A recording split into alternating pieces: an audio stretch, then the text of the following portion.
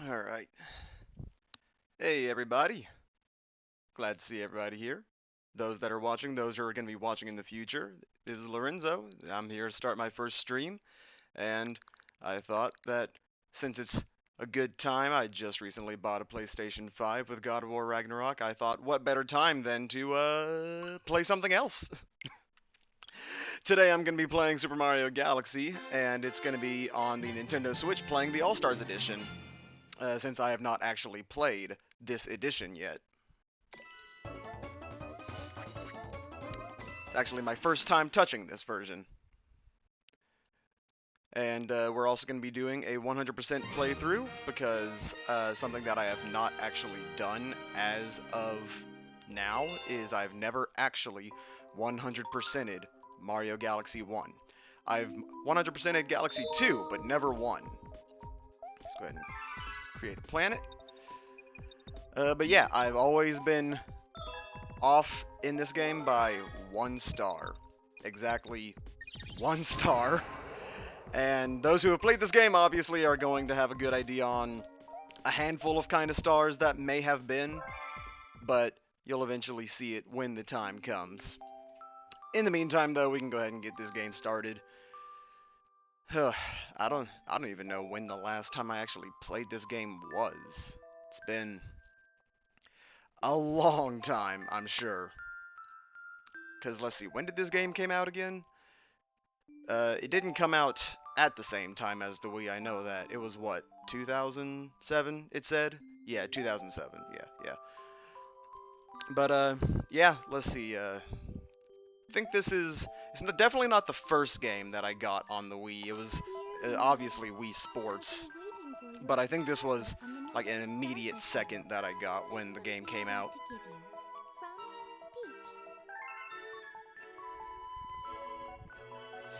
Let's get this journey started. I'm actually really looking forward to this because I know it's been a really long time since I actually last played Mario Galaxy, and I've just been looking forward to trying to play it again. Now, one of the things that I'm wondering about is, since I'm playing this on the Switch version, I'm wondering how things are going to be control-wise, since there's probably going to be some differences compared to when it was on the Wii.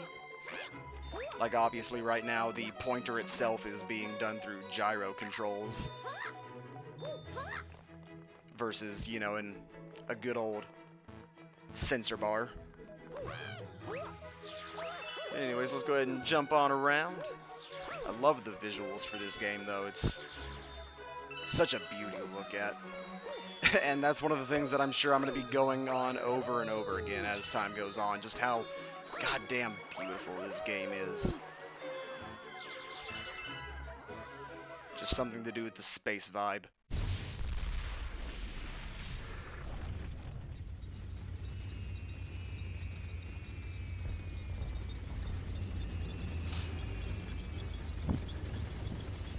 And of course we got Bowser's Fleet here, and I love the remix for the song here.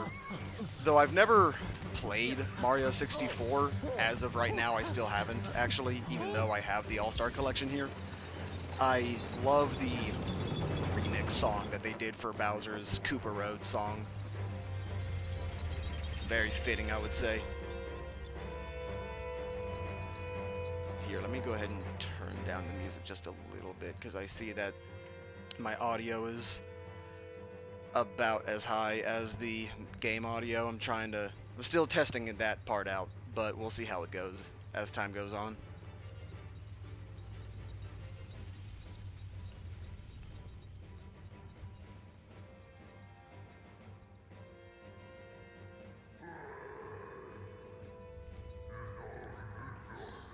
Now we got ourselves Bowser here, voiced by the wonderful, beautiful Jack Black. Am I right, guys? Looking forward to that movie when it comes out, though. It actually looks very promising from the trailer that's been released. Let's see, in America there was only the one trailer, but I think it was, what was it, a South American version? There was a second trailer release that was separate. Had different footage that the American video trailer didn't have. which I'm not sure why they chose to do that.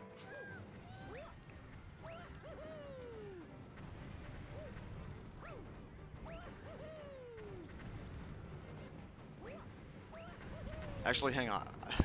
I've never bothered to test something here. Is it possible to get hit here? Let's see if I can line myself up. Oh, oh, oh god, I do have health here.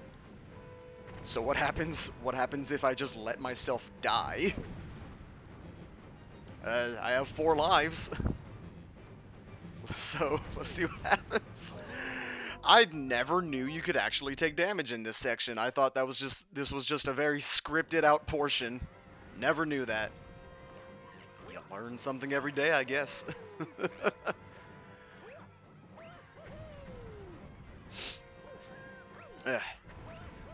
But yeah.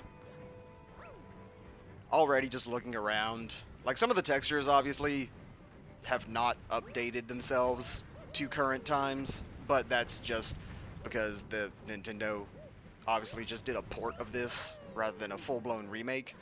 Though I would be happy to see a remake of Mario Galaxy someday if they ever did decide to do so.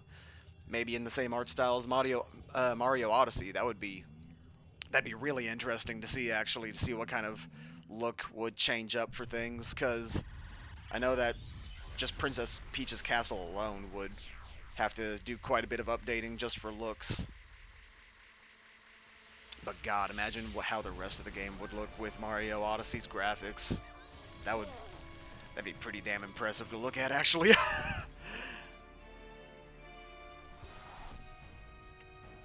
Oh, man.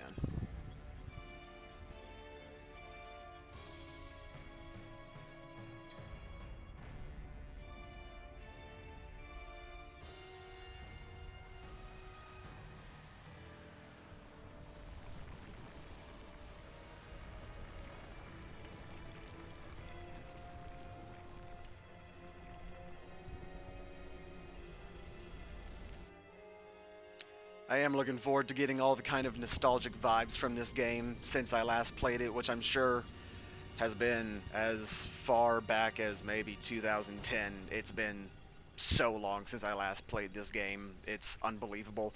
Which means that it's going to be even more interesting to see me trying to 100% this thing, especially on the Nintendo Switch. Because, god, I'm sure it's going to be an interesting adjustment to the controls versus when it was on the Wii. Which again, though, I haven't touched my Wii in a long time either. Though it's actually a Wii U now.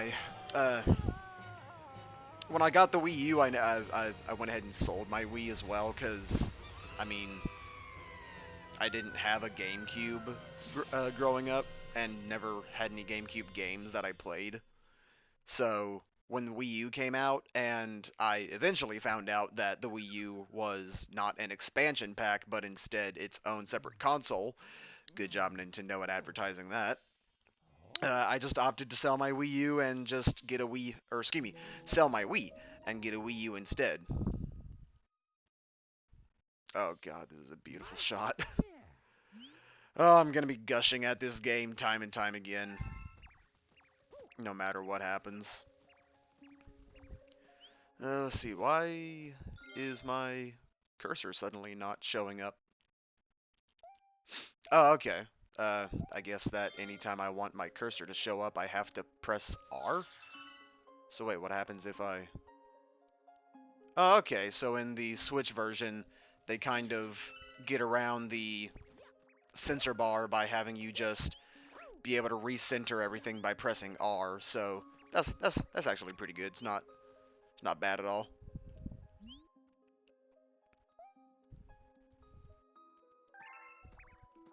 And I know that for the Switch version, they've changed up a couple things for Galaxy, seeing as how this was obviously on the Wii and motion controls was a very big thing.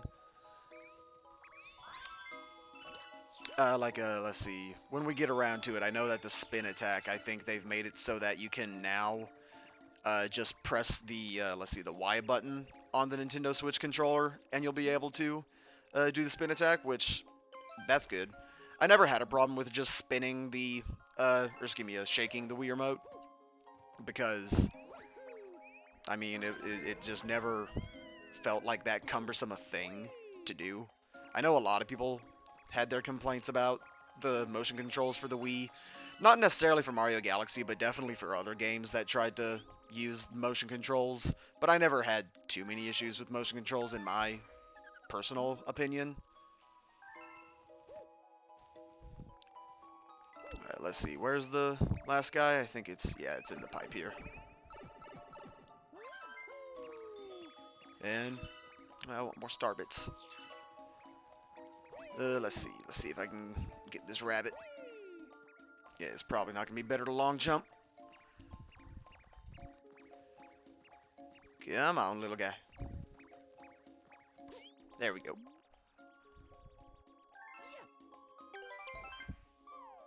Now, when it came to characters for Mario, like side characters, NPCs, I always had a personal joy for looking at the Lumas. They're just so adorable looking with their little chubby selves. I mean, just look at the little guys. They're adorable. Look at them. I want to chew on one. They're like a gummy.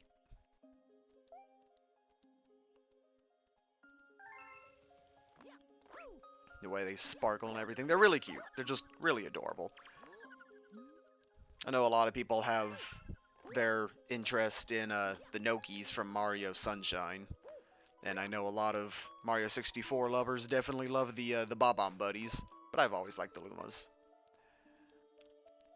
And then we run into what's, in my opinion, and probably just so many other people's opinions, at least until Pauline came back, one of the best Mario characters, Rosalina. I've always had a soft spot for Rosalina, and I know that a lot of people nowadays will either be of one of two groups, where they either love Rosalina just as much as I do, or they hate Rosalina because they are sick and tired of seeing everybody else love her. But with this, now we got ourselves our spin attack move, and we ought to be able to go ahead and start getting into the real meat of the game.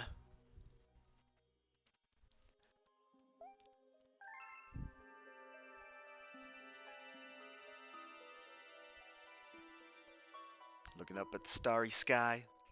Love this game. Alright, let's see. So, shake or press Y to spin. So, let's... Yeah, alright, so the Y button... It's pretty simple. Let's see how well it is for the shake. It's pretty responsive.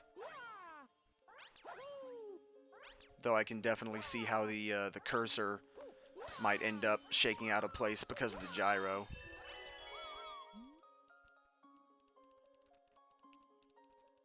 But since there is the whole thing with resetting, I think that ought to be, for the most part, fine. Anyways, here we go into our first actual adventure. Looking forward to things here. And, I might just turn up the volume a bit because the music at this point is just glorious. And I want to have everybody be able to hear it. Galaxy.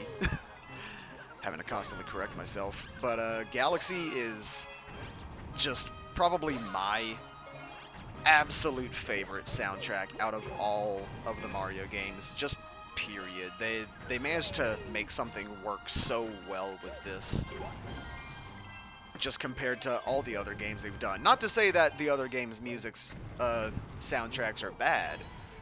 I just have an incredible soft spot for this game, for how they took the orchestral style for things.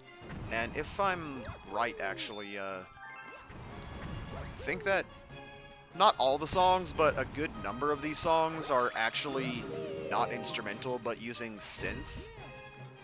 Like this song right here, I'm pretty sure is instrumental, but when it comes to other songs, like I want to say the Cooper Road theme remix at the beginning earlier, I think that one was synthesized, but I have no confirmation on that. Anyways, let's see. If I remember right for this section, we actually need to talk to the Luma first before the Goomba will actually appear.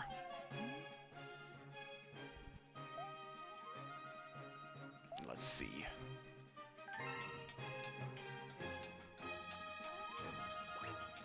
Yeah, there he is.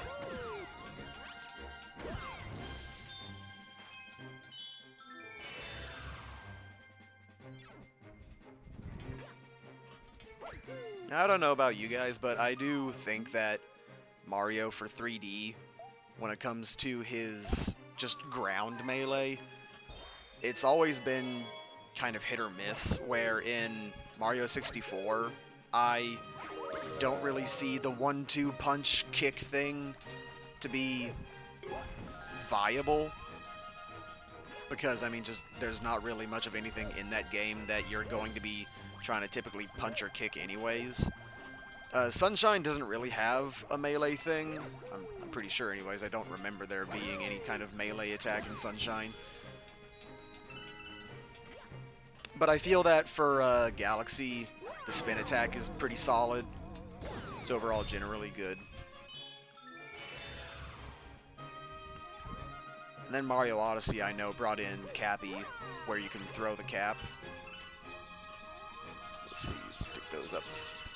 I'm trying to get myself adjusted to the pointer of the controls still, since this isn't at all the Wii.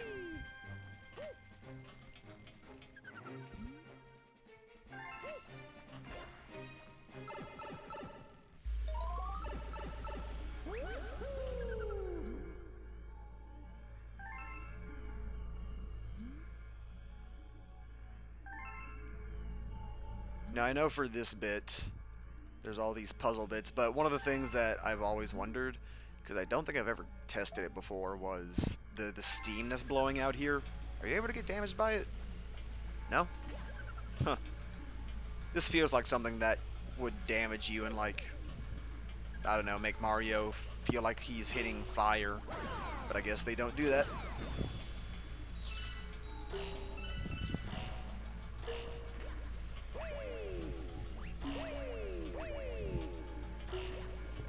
But, let's see. I know that Galaxy's gravity controls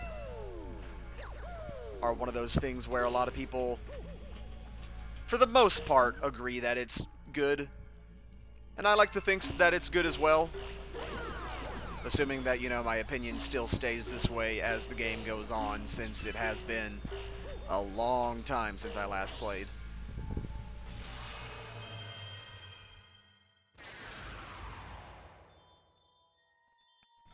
And with this, we got our first star.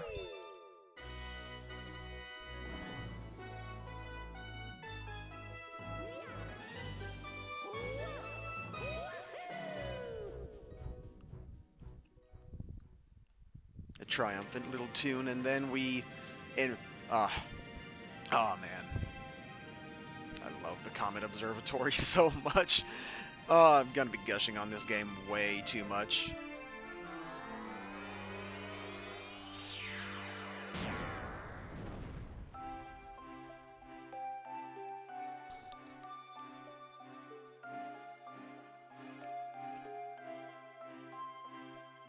I know I definitely love the Comet Observatory's music in this portion. It's just nice and calm.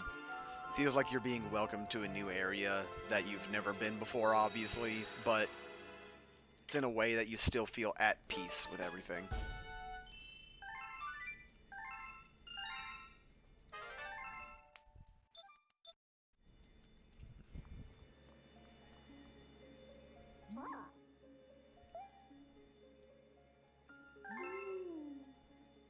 Now, let's see. I remember the Black Lumi here. I don't remember if he did anything in the main game. I'm actually curious about that now, because we always see him being next to Rosalina, but I don't remember if he actually does anything.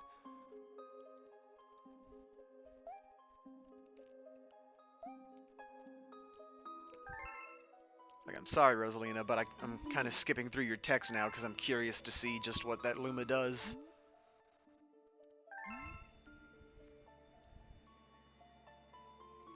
It's an interesting texture effect going on the star there. Wonder how it is they do that. It's probably just a whole bunch of noise effects layered on top of each other.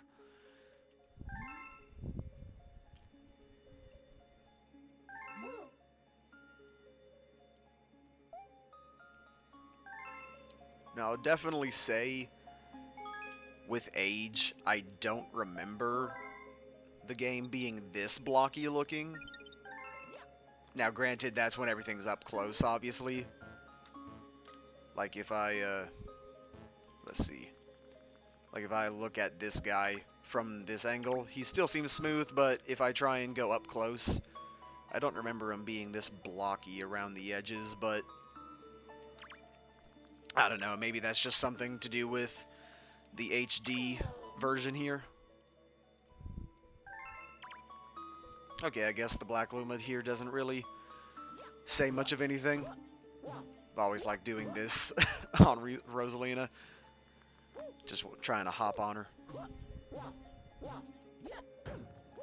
Probably one of the only Mario characters that they actively won't let you try and jump on. Which is funny considering how in... Well, actually, no, I guess that Mario 3D World, seeing as how she's a playable character there, you can jump on her and use her as a bounce. Now, I've never bothered to actually check out the dark areas of the terrace before everything's lit up. I wonder how everything looks. Let's see, like over here in the kitchen. Oh, hold up. Usually there's a 1-up mushroom right under here. It's not here. I guess it doesn't pop up until I die. But no, I guess it doesn't show up until after the this section of the observatory gets reactivated.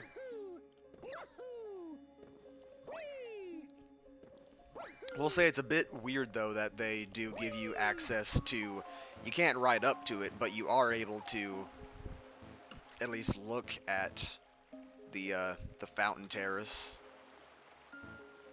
Let's see, why can't I turn my camera? Could have sworn I could turn my camera in the observatory, but I guess I can't. It's just preset camera angles. Oh well. Alright, I guess we can go ahead and head on into the terrace. Ow.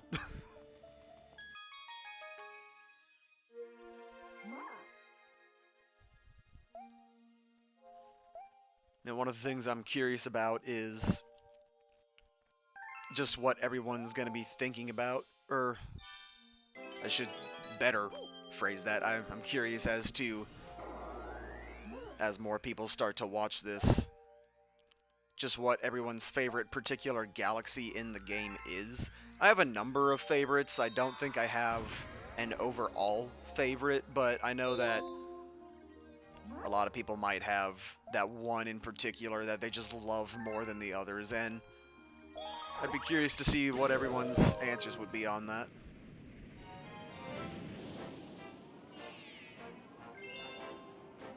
I'll definitely say though, a fantastic start to the Galaxy game is Good Egg Galaxy itself. It's a fantastic start. Because you just ride in, everything's quiet at first, and then... just gorgeous melody. Gorgeous, gorgeous melody. Let me up! Let me up! Let me up! Thank you. Usually it's a one-try thing for me for that. It's weird, though, how that was having me slide. Right here, let's see. No? I guess it was just a weird portion of it. Alright, let's see.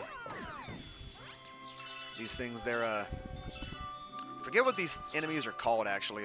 They're not Octoroks, because that's Zelda. But, forget what the actual names of these things were. Were they called Octoombas, I think? I think Octoombas were the name. I think that's right. Anyways, what did this thing say? But you can't bring back... Oh, okay, so... Alright. And then there's areas like this in Mario Galaxy 1, which I don't... Well, no, there are areas like this in Galaxy 2, but I feel like it's not as good in Galaxy 2, a lot of the sub-areas. but that's just my personal opinion. I'm sure that a lot of people enjoy Galaxy's 2 sub-areas more than Galaxy 1. I know that for a long time, I felt growing up that Galaxy 2 was the better of the Galaxy games, but as time went on, and I guess nostalgia just started to kick in, I started to remember Galaxy 1 better, and just started to look at it with much more enjoyment than Galaxy 2. Not to say that Galaxy 2 is at all bad, though. I still love Galaxy 2 to this day, and I really wish that for this 3D All-Stars version, they actually bothered to add Galaxy 2 on here, which I don't really know why. I'm not sure if it was a size issue or something, or if they just felt that it would be too much Galaxy, because I know that originally Galaxy 2 was actually meant to be a sort of expansion DLC to this game, being known as Super Mario Galaxy More. But apparently they just ended up realizing that the game was too big, and they ended up just going for making it an entire game on its own. Which, nothing wrong with that. I know that a lot of people probably prefer Galaxy 2 just because of the fact that you can actually play as Yoshi in a lot of the portions, which I do like that too. I do like how they brought Yoshi in for Galaxy 2. It's kind of surprising that they didn't even have him cameo, or well, no, he does cameo at a later point, that's right.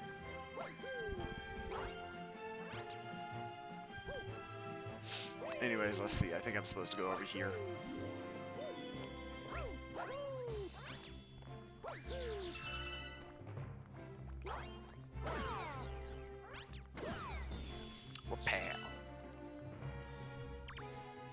Now, I don't hear much of any people bring this up, but I love how in both the Galaxy games they just have these floating off areas that you never go to. You only ever get to see them, like what you saw just a second ago with those floating balls of water with rocks in the middle. I love how the game does stuff like that. Mario? Mario? I'm just holding one direction on the controller and he just started spinning. I know that Galaxy does have that as a problem in some areas where the gravity just makes it so that you just start running in circles, like there. Alright, let me try and not get hit this time. There we go. I'm trying to get the star bits out of these. Because God knows as the game goes on, I'm definitely going to need more star bits. Now let's try not to die in the very first level of the game. I know that I died at the beginning of the entire story, but I was curious in that regard. I wanted to see if you could actually die.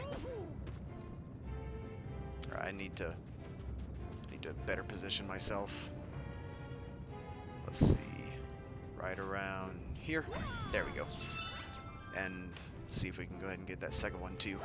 Alright. Go ahead and get the last star chip. And yeah, there we go.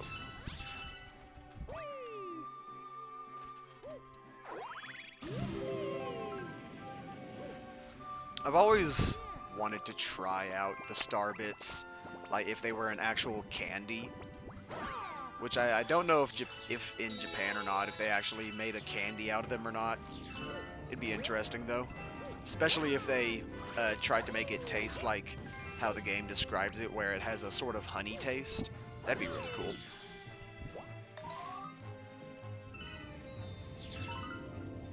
Let's see what happens. Alright, so usually you're supposed to shake for this section, but let's see what happens if I just mash the button. Okay. You just go up nice and easy. Not bad at all. Oop. Ah, thought I was going to be able to get it while chasing. Let's better position ourselves. There we go.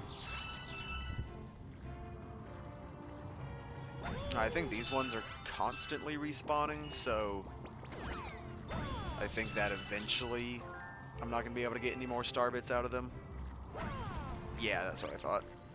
Anyways, let's head back this way, because I know there's a little shortcut here, even though I wasted my time going in that direction. because then we can go off in this section.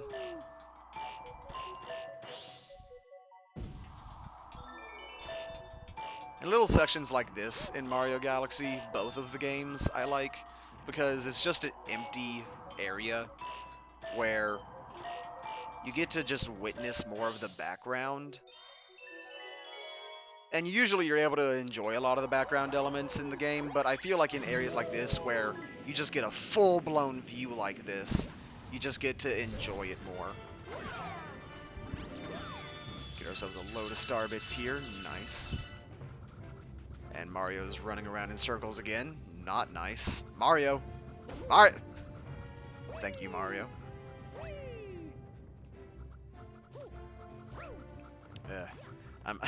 I'm really hoping that doesn't end up continuing to be a thing, running around in circles. But then again, this is the first major game that Nintendo used gravity for, if I remember. For platformers anyways, I don't know if they did it for anything else. And then we got our first boss here. Now I do feel that Mario Galaxy, at least, is where they started to get more creative with boss fights. Because I always felt that the Mario games, just in general, never had too many creative boss fights. Like for Mario Sunshine, majority of them is just spraying water and then hoping that that works. But for this game, you actually are having to try out a different couple strategies. Like for this one where you want to try and work your way around. If you're smart though, you can just easily get around them really quick and then spin. And you just finish it that fast.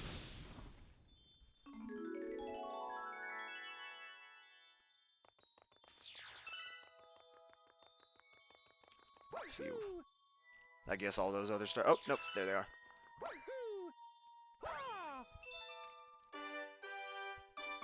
Alright, with that, that's officially 2 stars down, only 118 more to go.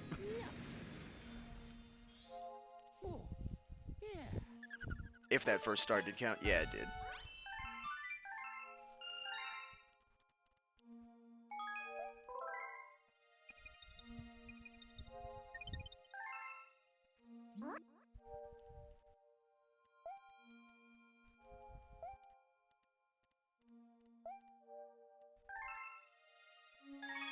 And then this is where he's talking about the star bits.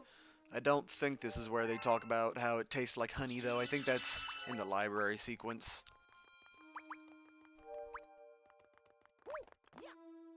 Actually, I wonder, what would happen if I try and leave the area and then come back in? Will I be able to keep my star bits? Let's find out. Oh, I can't leave. Why won't you let me leave? I want to leave! Let me leave! Fine. Oh, you just made me waste some. I don't want that.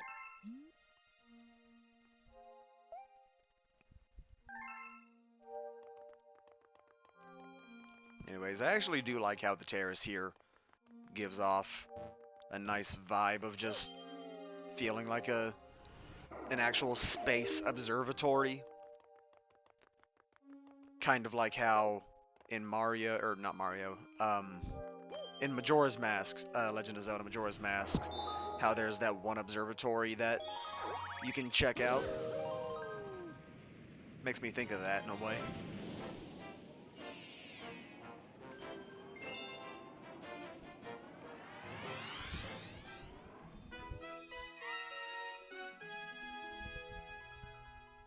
There we got our first Hungry Luma. Now I did notice, because I kept accidentally pushing the button, that, let's see, it's the right trigger button, ZR. Yeah, that shoots.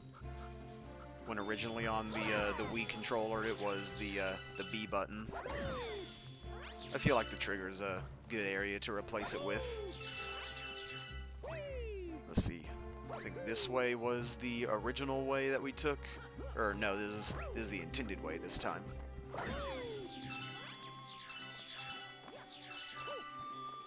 See, I want to try and build up as many star bits as I can, though. Now, these enemies I always thought were weird because, like, they do damage you, obviously, but I never got the point of having them zoom in the camera. I don't even know if those things actually have an official name or not.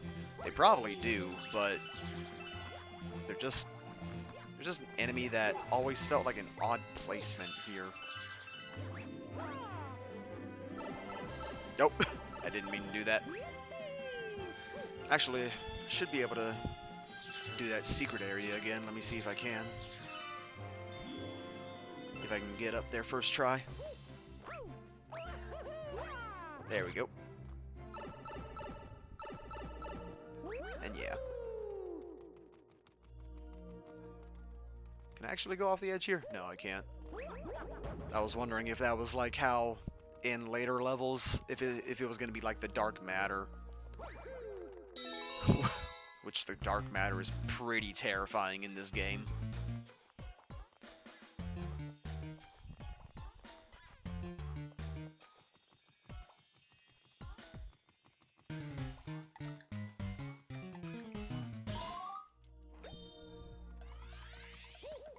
And I like how the musical notes, depending on the level you're in, it can actually be playing a certain tune, in that case being the underground theme from Mario 1.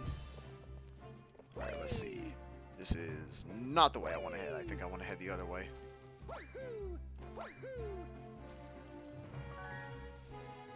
Get some health while I'm at it, seeing as how I keep getting hit.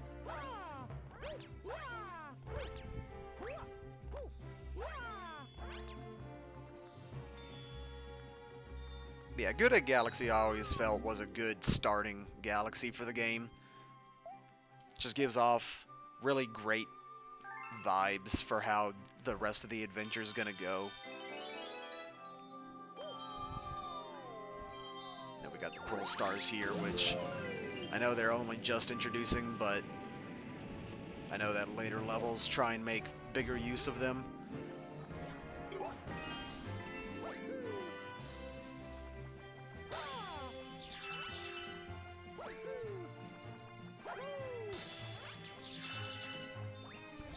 Just love the music in this game. It's so good. Makes me feel like I really am going on a galactic adventure.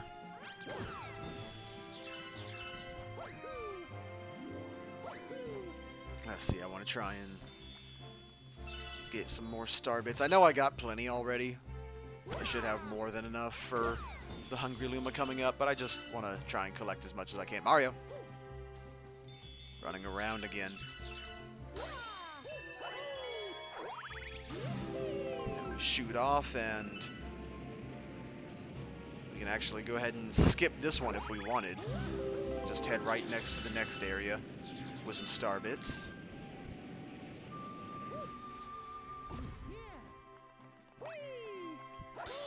Of course I do that, but that planet actually had a whole bunch of those rocks that I could have smashed for more star bits, but whatever.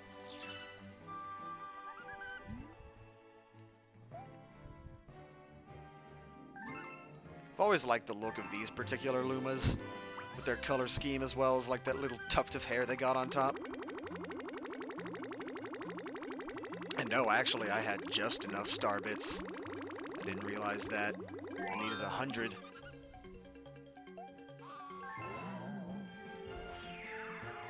Although one of the things that I wonder is that what would have happened if I came to this point and I didn't have enough star bits? Like, what if you weren't bothering to collect any star bits at all during this particular mission? Like, there had to have been some kind of failsafe to make sure that you got star bits. I know that there's the planetoids where there will be random like little star bit meteors that'll come crashing down and give you like a good 3 to 4 star bits or so. But I've never wondered what would happen if you actually collect all the star bits or don't collect any star bits going through one of those sections.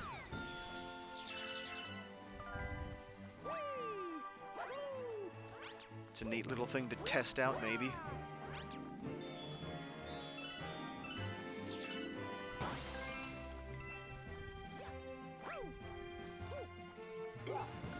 Let's see. Got ourselves nothing.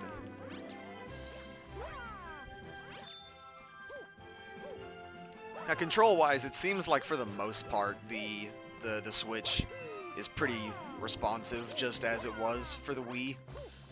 When it comes to the controllers I'm using, I know I'm using the Joy-Cons rather than the Pro Controller or the GameCube controller. I just prefer the Joy-Cons when it comes to a lot of games, especially with one like this where there's a pointer function. There aren't really too many games on the Switch where I prefer playing with the Pro Controller. I would say probably one that I can think of is Smash Bros. Ultimate, I guess, just because that's a more unified controller for combat purposes versus this where it's just a basic jumping adventure. Though I still don't have any problem when it comes to using the Joy-Cons when it comes to playing Smash Ultimate. It's actually been a while since I've played Smash Ultimate. I really should try playing it again. I know that the last time I played it was when they first brought in Sora, the last of the DLC characters, which surprised the hell out of me that they were able to manage to do that. Considering how, I think technically, even though Sora Kingdom Hearts itself is a game that was made by Square Enix, I think that Sora himself as a property is owned by Disney. And I think that's actually evidenced by, in Smash Ultimate, I think you actually see during the credits segments, during like playing classic mode or anything, you'll actually see Disney in the credits now, so it's... Oh god, Disney's getting everywhere. Bow down to our overlords now, I guess. Frickin' Monopoly.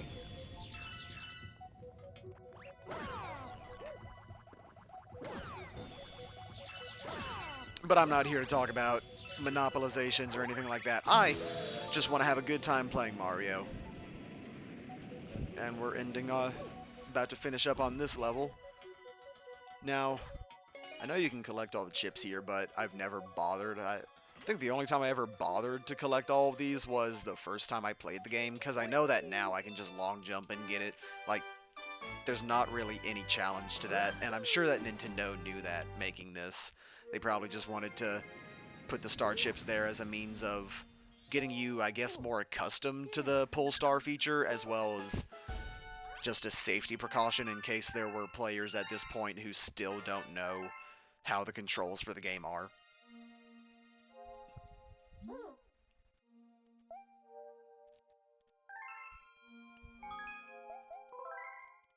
Now at this point we've unlocked a new galaxy, and you know what? I think I'm going to be a bit random. I know there's one more here, but I think I'm going to choose to be a bit just random. I think anytime that a new galaxy pops up, I'm just going to go straight to the galaxy that's available. Because, I know this is a 100% playthrough, but I mean, that doesn't mean that I have to focus on one thing at all times. Because I know that sticking in one area can get pretty repetitive. I know that watching other people play 100% games, it can get kind of a bit stale, just looking at the same level over and over again. Say if you're playing like a Sonic Adventure or Adventure 2, Adventure 2 especially, if you're trying to go for like all the emblems and stuff, all A ranks, where a lot of people will just end up focusing on the same level, trying to do all the missions, which I can understand that because you're wanting to try and go ahead and just get all the missions for that one done and over with. But for a game like this, I feel like there's really no problem with just choosing to go to different areas at any point in time. If anything, I would actively encourage it. That way you're not feeling like you're just being stuck to one area at all times.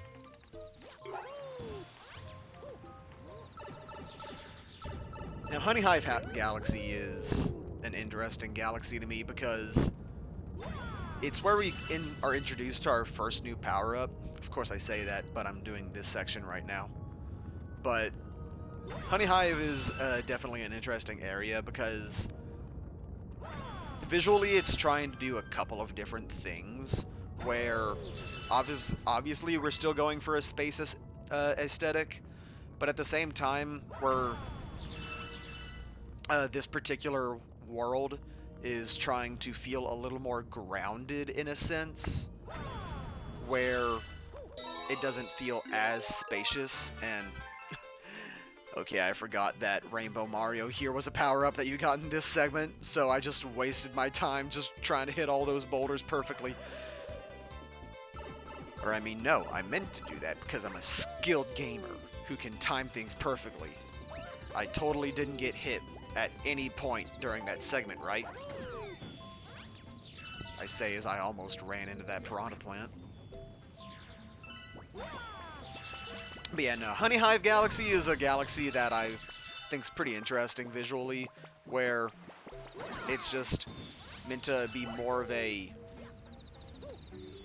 I guess a country, or not necessarily country, but like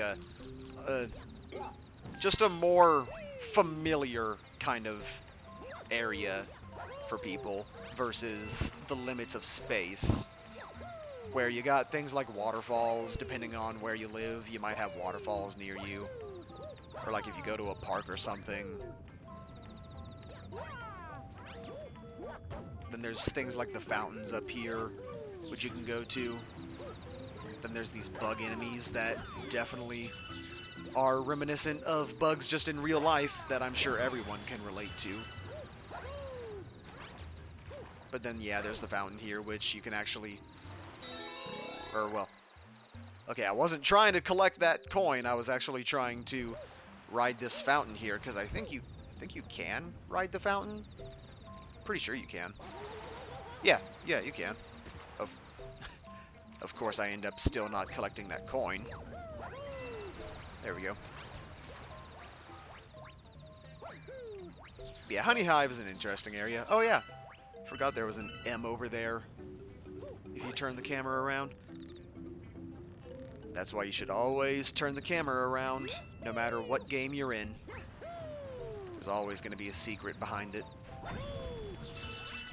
Just like how there's always a secret behind the waterfall. Except not in this case, there's nothing, as you can clearly see. But yeah, this is where we get our first official power-up, if we're not counting the rainbow star that I picked up earlier. We have B Mario. And B Mario is okay. I never liked B Mario all that much. Visually, I do think it's a very interesting look. I like how, especially how the spin attack turns into honey. I think that's a nice little, okay, why didn't you spin there, Mario? Why didn't you do? But there's a lot of visualness, or visual aesthetic to the B Mario costume that I like. It's in terms of what the B Mario does and doesn't do that is a problem for me, where, yeah, you have the ability to fly now, and that's nice, especially for areas where you might be trying to just do light hovers rather than a full fly to go up high. But the issue that I have with it is that, first off, it kind of stunts your jump so that you can't go as fast anymore, it feels. Like, I feel like I'm going slower in midair. But the other thing is that for the B Mario power-up, you can't long jump, and I don't think, nope, you can't do a backflip jump either. I've always liked this detail, though, where the bugs, if you're in the B costume, they'll actively pursue you, but if you're regular Mario, they'll actually freak out and start running away. I always like that detail. I love any time when a game just does tiny little details.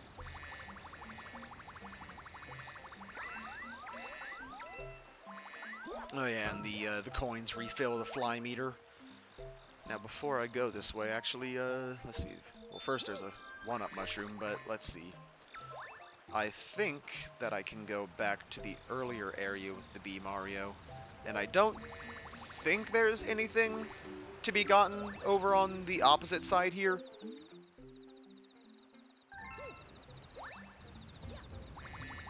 Like, I'm pretty sure that you can reach over there. I think from down here, especially if I go this way. If I can reach it. There we go. Yeah, I don't think you're supposed to be able to reach this segment yet, because normally there's a piranha plant that you're supposed to hit that'll make a vine that goes this way, but you're able to get here now. And you're able to get a bunch of star bits from here. And as always, I love me some star bits. I'm almost at 200 already, just in this first area.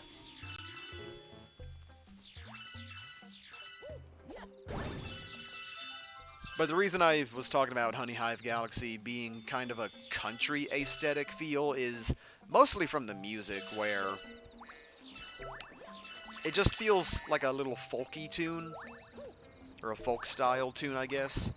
I know that in Galaxy 2, in one of the worlds, I think in the second area, there's some sort of level that has a heavy country theme going on. Especially with the music, where it's a lot of fiddle-style music. And I like that level, too.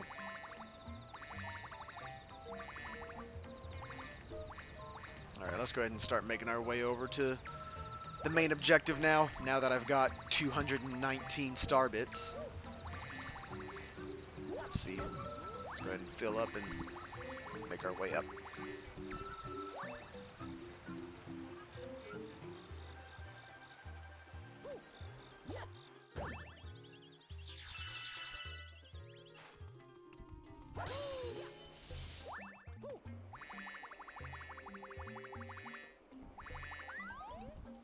Ah, come on.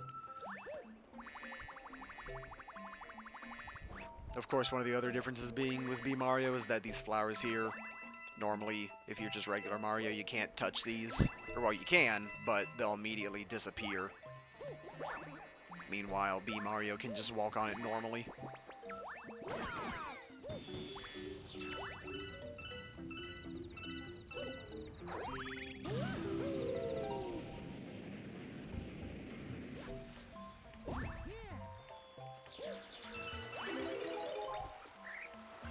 Looking at the water in this segment, trying to check out the texture that's going on with it. Trying to figure out what it is that they're doing here. It's some kind of a ripple effect that's on top of the water itself. You can definitely tell when you're looking at the edges on the map here. You can see there's an effect that's going on. But I'm trying to see if I can figure out just what it's supposed to be that's going on here. Because you can tell if you're paying attention close enough that it's definitely repeating pretty close to each other. There's definitely overlaying masks on here that are doing two different things. Like there's one that's doing some sort of a pulsating effect, and the other one is doing a sort of wavy ripple that trickles down.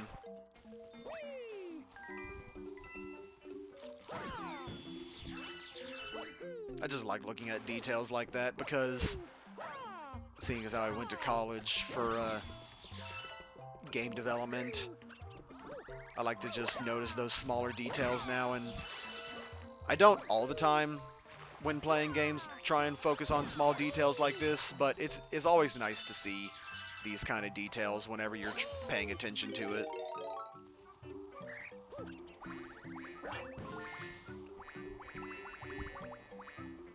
Let's see now. I want to collect as many star bits as I can still.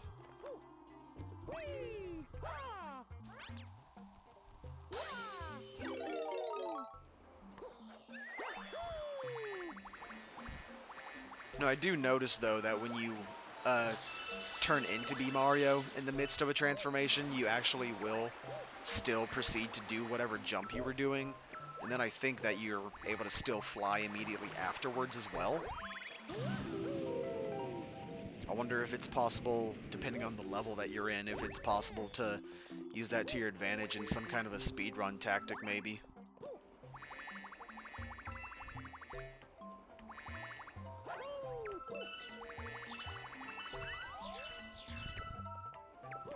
Let's see, I think that's the only thing that's on this side. Yeah, I think so. I don't think there's going to be anything if I go this way. Yeah, I'll say this is one nice thing about Be Mario, though.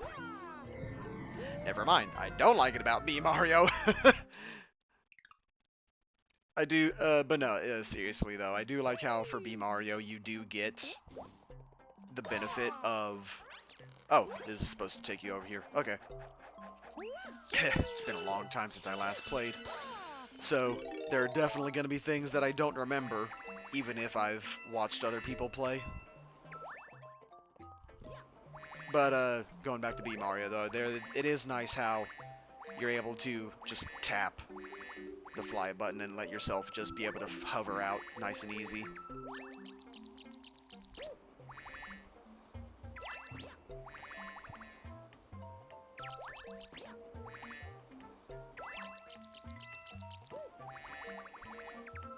This is another area where the gravity can definitely be a little odd, considering, especially because of the ability of Be Mario, with the honeycombs being able to latch on to the side of the wall versus the wall itself.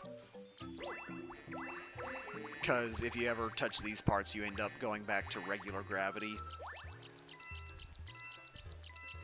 Versus you can fly on the surface of the side of the wall, which is definitely an interesting thing. Actually, hang on, I wonder. Is it possible for me to... no, it doesn't look like it. There's some kind of cutoff point right here where... Yeah, it just automatically boots me from the side section. So even if I wanted to try and fly up this way, I couldn't. I mean, not like it matters, because we immediately go over here anyways.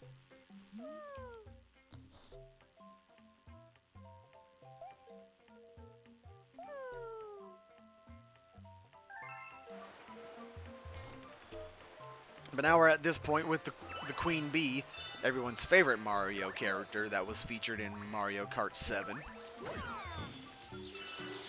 And I'm sure that practically everyone at this point knows about a detail that was done for one of the Nintendo magazines, I think it was.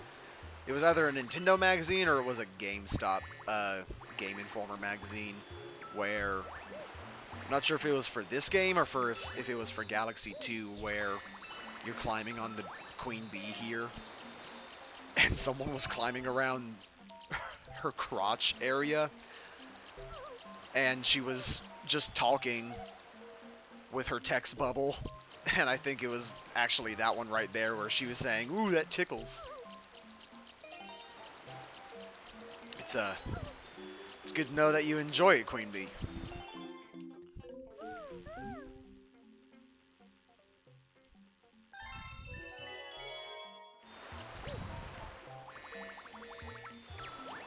Actually, I'm looking at her fluttering, I guess you call them wings. I imagine that you would still call the flappy bits on insects wings, I would assume.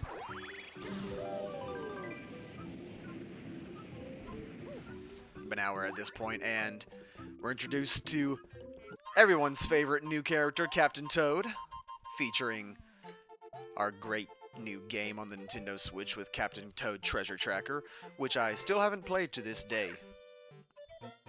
I really should try and give that game a go, though, since it's basically just an expanded version of the Captain Toad segments from 3D World.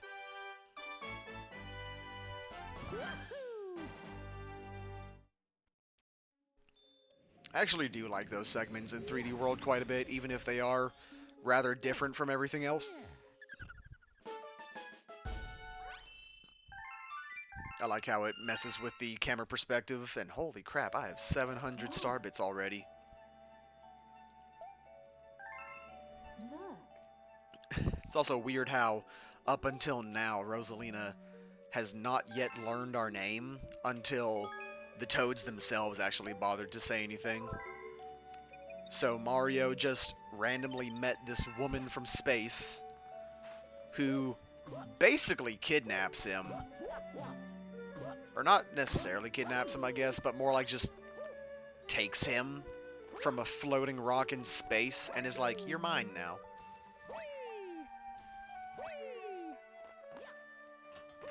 And it's not until this crew over here ends up actually saying anything that she now knows our name.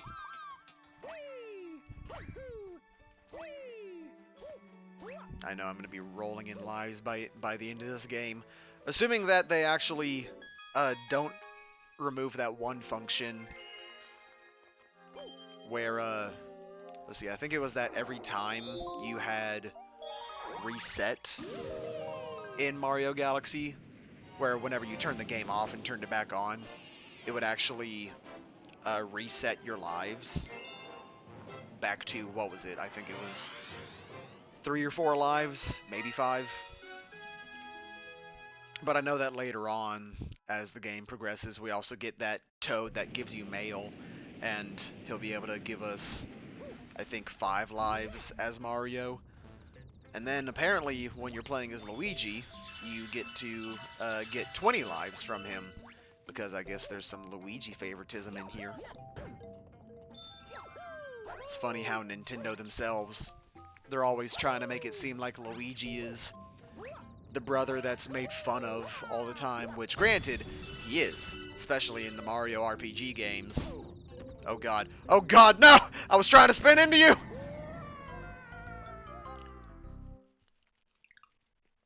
But no, for Luigi, it's... For the RPG games, they like to make fun of him, but when it comes to, like, platformer games, everyone always looks forward to playing as Luigi versus Mario. And yeah, this is what I thought it was, where you go on this vine, and you go all the way over here. Of course, though, I don't want to go over here yet, because there was still a whole bunch of stuff over there that I wanted to do. But yeah, Luigi seems to get a lot more favoritism in platformers versus RPGs. And of course, seeing as how, again, I've never 100%ed this game, as Mario specifically, I don't think I ever specified that. I never got to actually unlock Luigi, so that's definitely going to be an interesting thing to enjoy playing as Luigi. And I think I'm actually going to... I was thinking about this when... I was considering 100%ing this game, whether I was going to include a 100% Luigi run-through as a 100% for this game or not.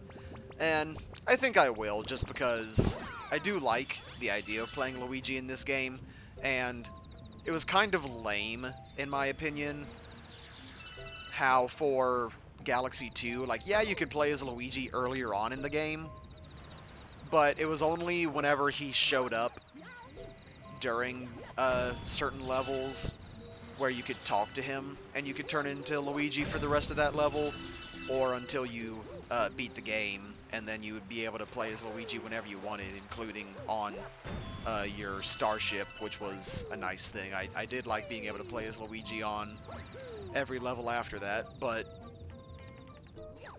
never got to enjoy that for this game.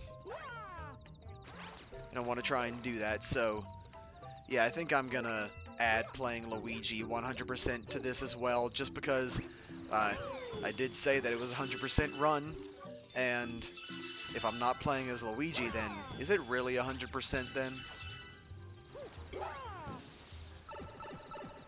Like, I know I'm probably going to end up being burnt out heavily if I do that, but I'm sure if I just spread my time out when playing this game, I hopefully won't get that exhausted. Alright, now this time let's actually go for the Rainbow Star, since I had completely forgotten that you got it during this segment. Just so I can get through it a bit faster.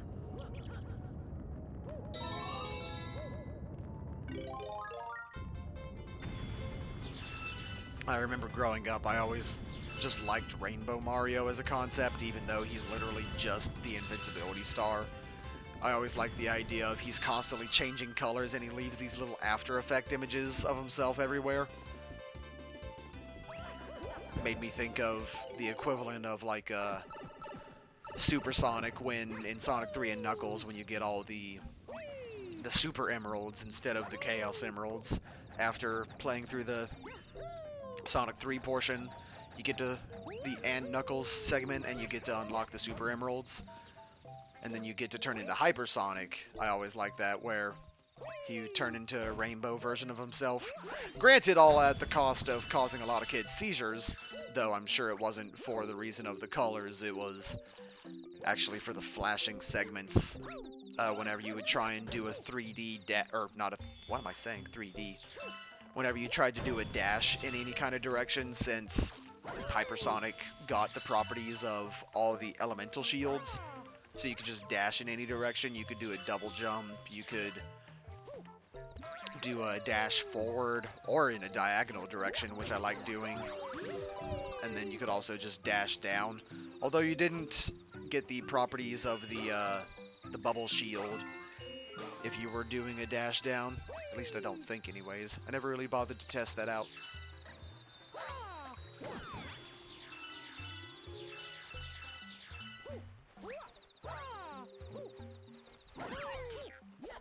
And we got our wigglers here. I always thought it was kind of gruesome though how the wigglers for this game anyways, for the Galaxy games in general I guess, how when it came to killing them, you could crush just one portion of them versus their entire body. So it's like you're crushing the organs just in their gut or something. Like, imagine how merciless and gruesome that would be if you did it to a human, where you just crush one portion of their body. Like, you just crush your stomach area.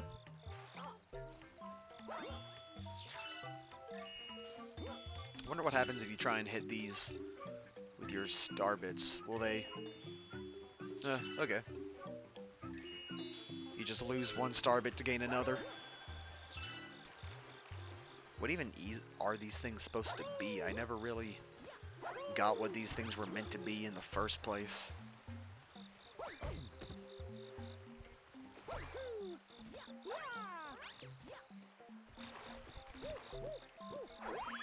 Let's blast off! I like this shot right here. It's a better shot in my opinion for Honey Hive Galaxy, where, yeah, you get the sky look up above with all the clouds and everything.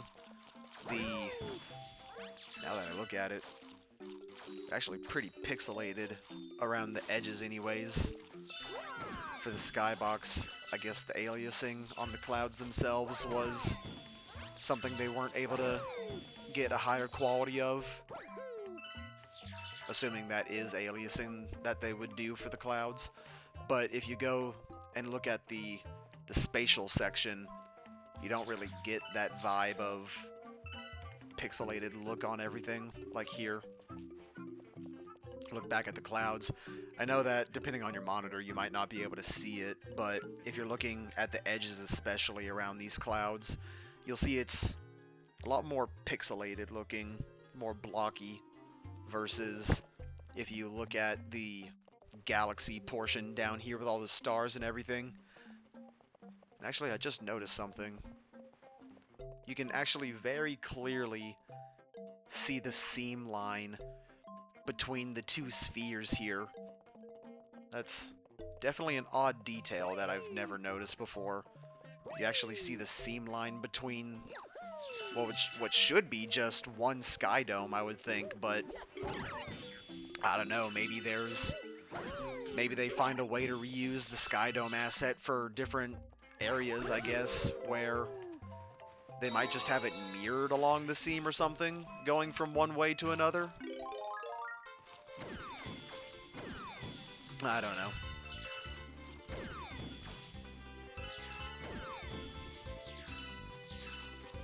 Run around more as Rainbow Hyper Mario.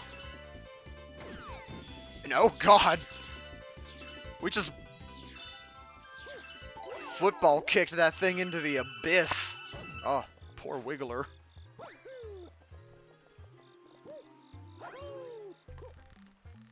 You can actually see some seam lines on these textures as well. I'm gonna try and not point out too hard anything like this where you can see some pretty clear seam lines. I don't want to ruin my love for this game too much. Ow. What the? Why did I go a little more airborne there? Like, as soon as I fell off him, I jumped somehow. Yeah, whatever. No, I never got these segments on these pieces of wood. I guess it's... Because these aren't seam lines. They're definitely not seam lines. They're meant to look like, I guess, building blocks in some kind of way. Make it look like everything's connected together in some kind of pseudo Jenga style.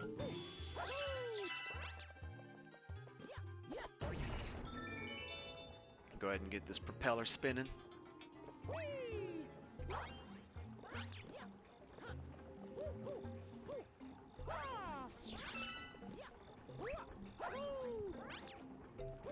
Then we get to what's sort of a boss for this segment, but not exactly. Because they don't even have a cutscene play for it, but it does have a different style to it where you jump on top.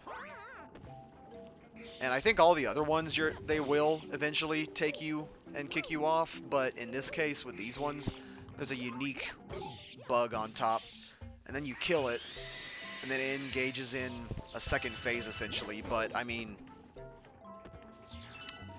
if you don't do what I just did, and you actually manage to ground pound it immediately afterwards, the boss is just dead, so... Compared to other bosses in Mario, where usually it at least takes 3 hits to kill a boss, in this case it's just 2 and it's done immediately.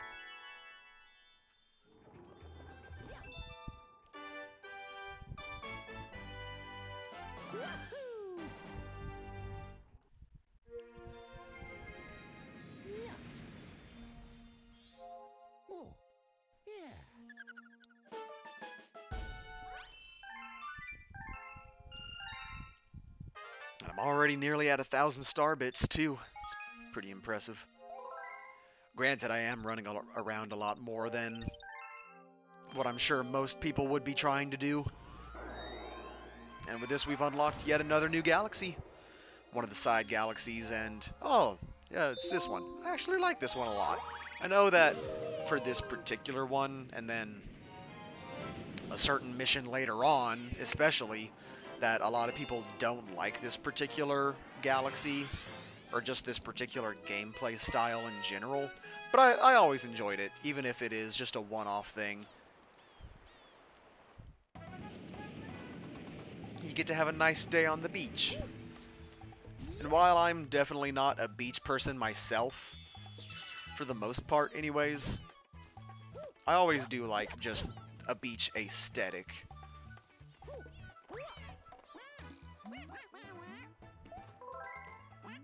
Like, I know most people would probably say they enjoy the beach, being able to enjoy the time on the sand. Oh god, is this segment actually going to have me using gyro controls? Oh god, my opinion on this level might end up changing very quickly.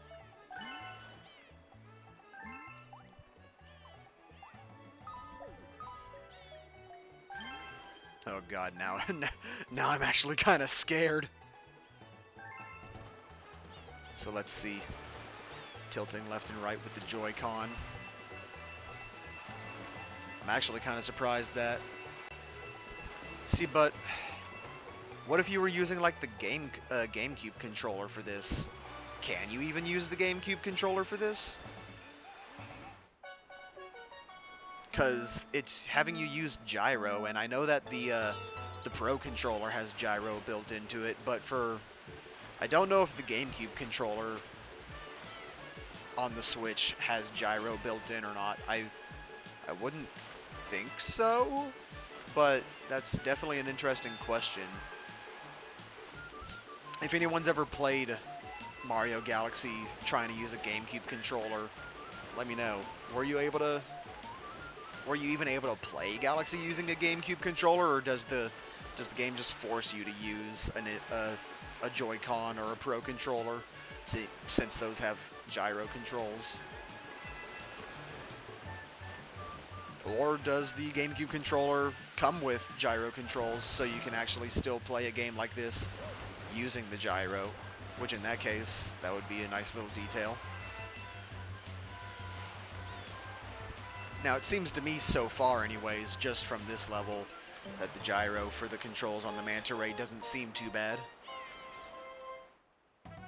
Doesn't seem too bad at all, actually. Though, of course, I might be saying things differently for whenever we eventually do reach that level. Oh god, now thinking about that is making me think of another level in this game, considering the required gyro controls.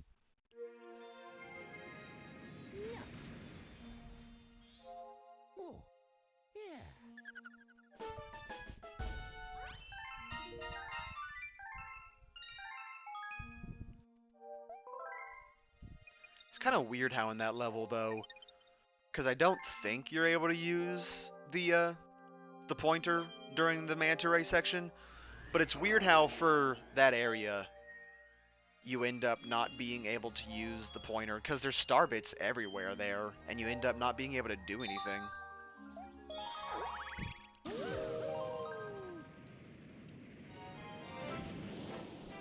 But now that we've done that, and we still need at least 2 more stars before we can get to the Bowser segment, I guess we can go ahead and head on back to Good Egg Galaxy and do the last bit here with King Caliente's fleet.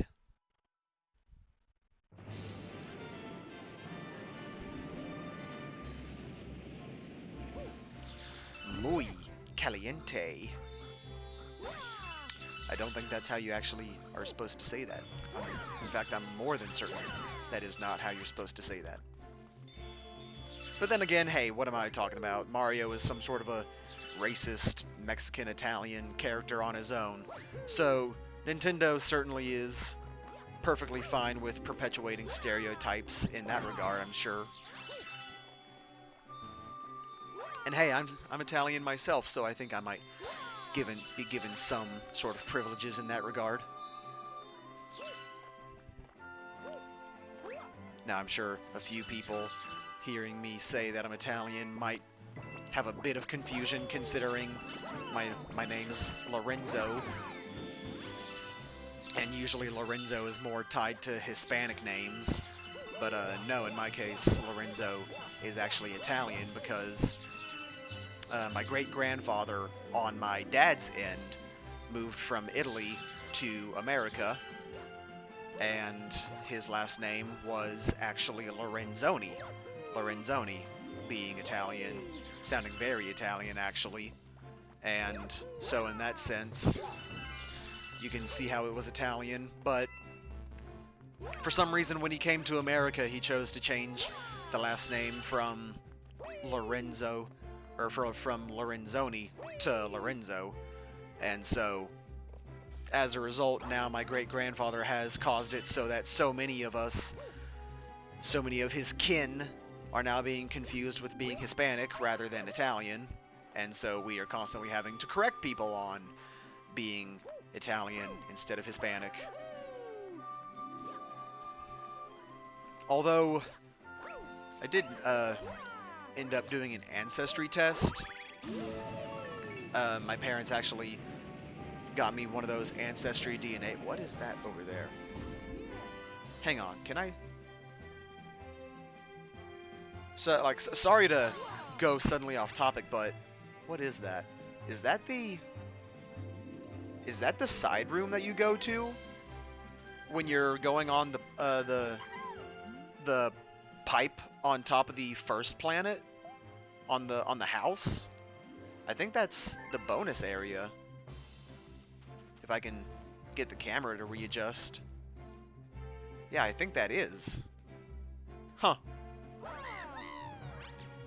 I didn't know you could actually see that area floating off in space. That's interesting. It's probably because, since it's such a quick, smooth transition, you just can't... sorry. You just can't put a load time in between. So I guess they just had to have that particular area just be floating off somewhere in space.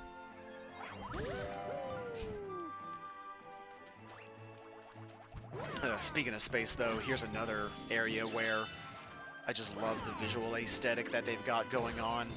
Like, real quick after I kill this Pokey.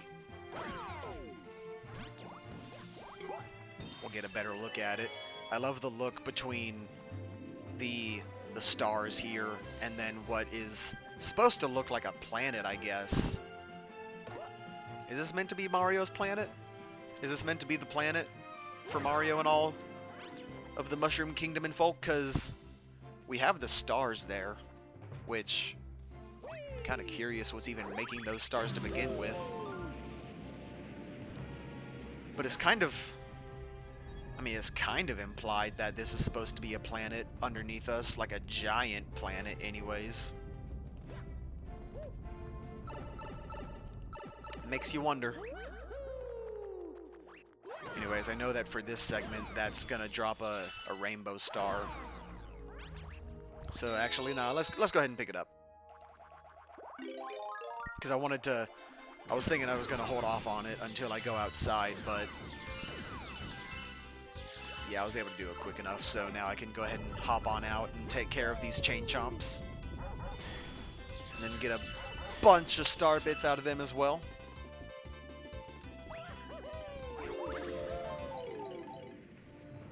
But going back to what I was talking about earlier in regards to my name, yeah. My great-grandfather, when he moved to America, changed his name to Lorenzoni, or from Lorenzoni to Lorenzo.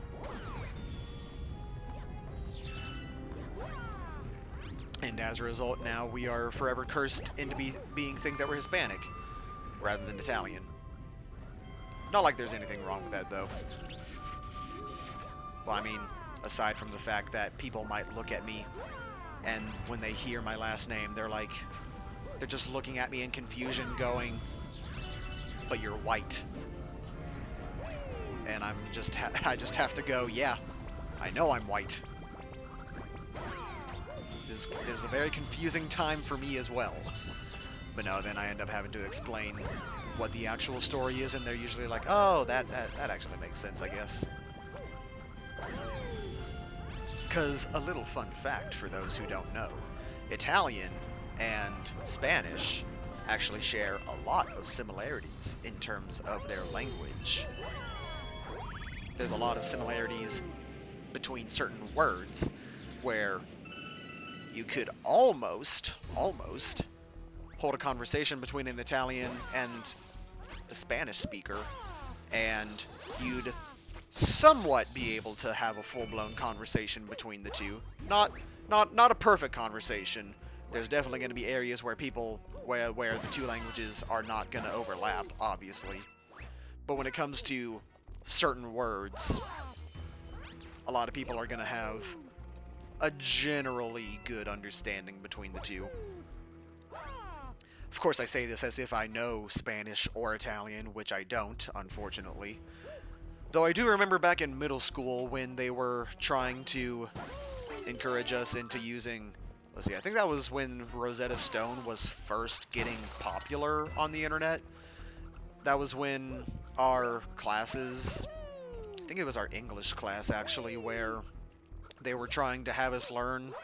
Or not even learn a specific language, just learn a language, which I mean...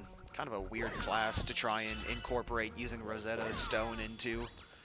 But during that time, I know that I was trying to use Rosetta Stone as an excuse to learn Italian, because that was when I first had learned that my family was, on my dad's side, Italian. Of course, I never ended up going on learning it for long. And then when high school ended up coming around and I was forced to take a language learning class, I ended up taking Spanish, Spanish 1 and Spanish 2. And I never ended up actually bothering to learn the language because, I mean, learning a language is kind of hard as dicks. But, no. Like, in all truth, though, I do regret not learning a second language, and I know, especially looking back at it now, I really should have, back in middle school when they were doing the whole Rosetta Stone thing, I should have been trying to learn Spanish rather than Italian, because, I mean, in America, Spanish is basically a practically required second language at this point, just because of how many Spanish speakers there are in America versus other languages that are in America.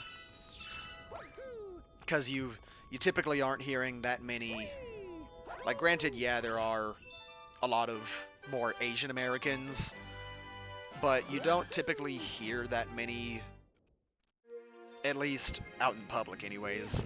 Behind closed doors, that might be a different story, but you don't usually hear in public a lot of Asian people speaking one of their native languages, whether it's Korean, Tagalog, or Japanese, Mandarin, whatever.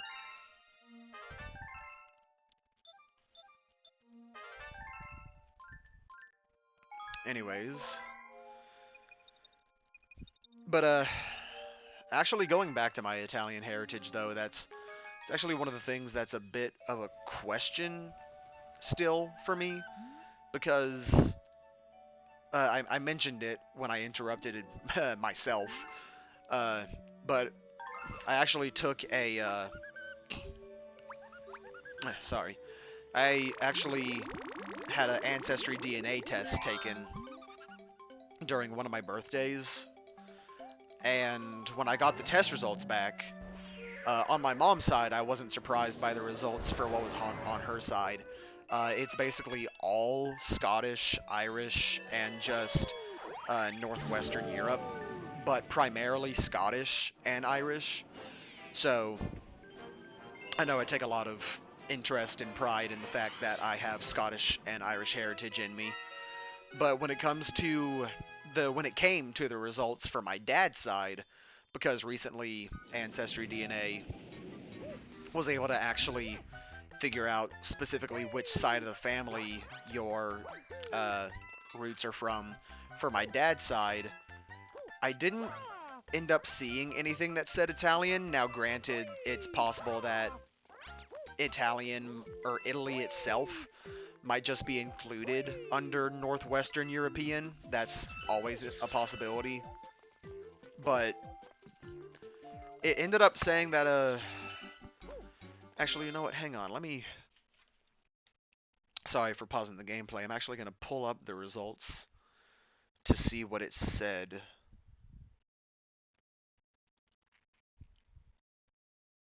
For my dad's side, I was...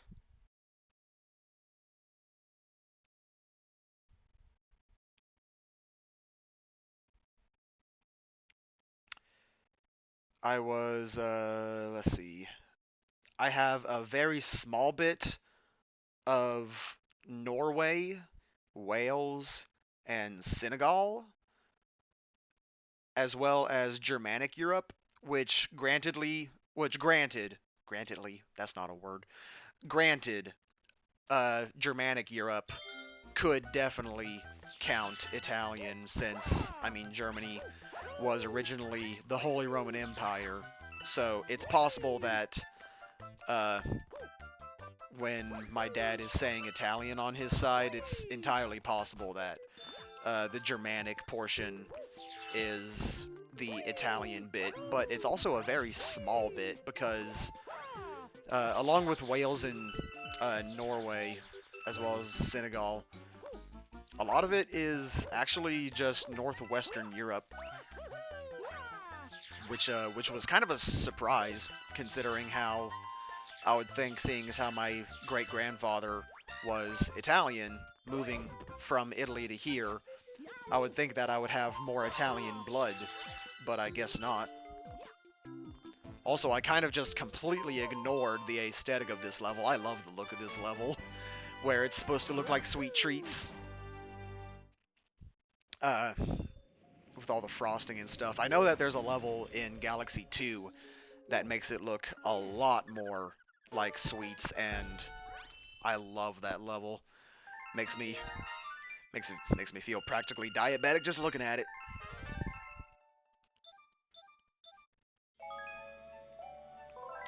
But with all that, we have finished up the Hungry Luma out here, and we've gotten our 8th star, so we can go ahead and head to Bowser right now if we wanted to, but I still want to explore around some, because we also unlocked this other new galaxy here, which oh yeah, this one's kind of a generic galaxy. It's basically that same segment from Good Egg Galaxy, where you just are going over the panels over and over again. But in this case, rather than a space look, everything looks more like Mario 1. And you got this interesting rendition of the Mario 1 Galaxy, or excuse me, Mario 1 Underground theme.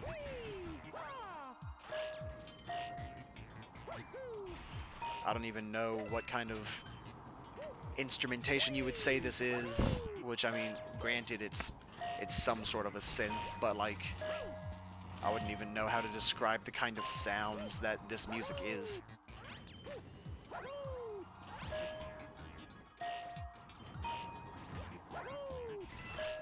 But yeah, just like that, this level's already over. I mean, this is really just that one segment from the first, from Good Egg Galaxy, but as a level on its own, which, I mean, granted, there's a lot of levels like this in Galaxy 1 and Galaxy 2 where it's just a one-off gimmick of some sort.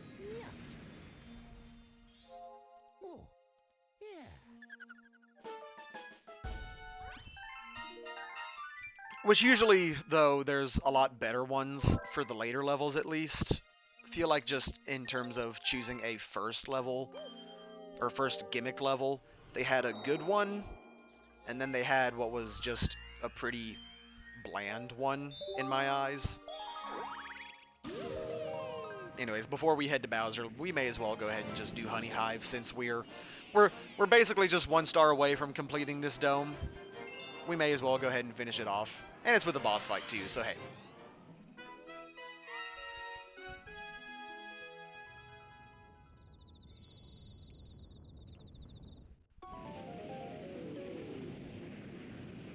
I do like how for this particular level, though, the music changes up a bit so that it sounds a little more frantic.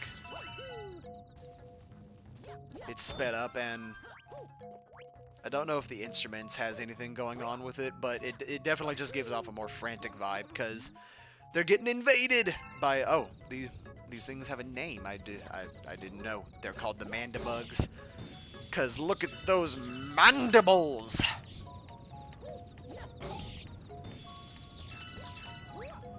You learn something new every day, I guess.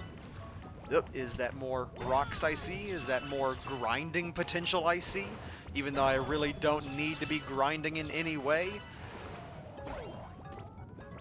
Although I guess there is the question of, if I were to be doing a 100% run of Mario Galaxy, would getting 9999 star bits count, seeing as how doing that turns coconuts into watermelons, which is still such a weird detail that I learned as a kid when I was just looking up general stuff about this game, whether it came to like cheats or just random knowledge for the game in general. Because I don't think there's anything in the game that tells you about collecting all of the, or maxing out your star bit count. I don't think there's any kind of detail that says, hey, if you do this, you'll have an interesting thing happen.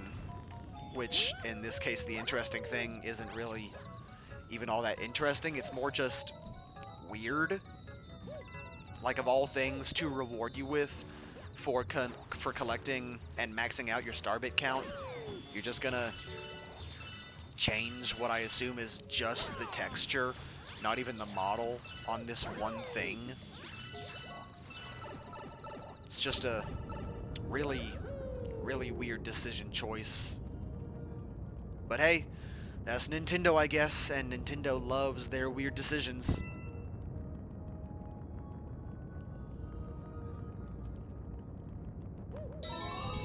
Now we're just running back through this area again to get as many star bits as possible.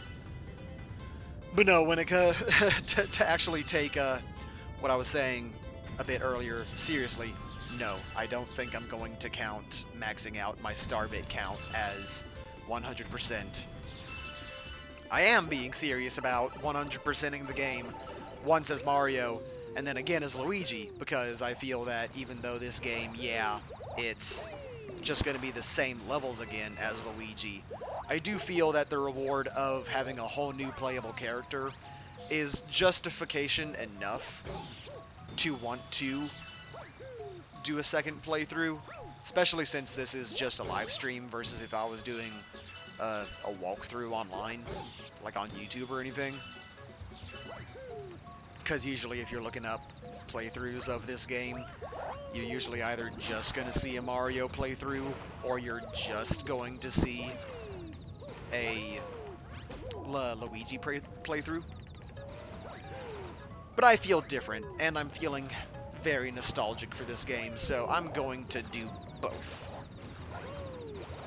And talking about nostalgia that I never had, because I never played Sunshine, and I still have yet to play Sunshine, even though I have, again, the All-Stars edition of this game.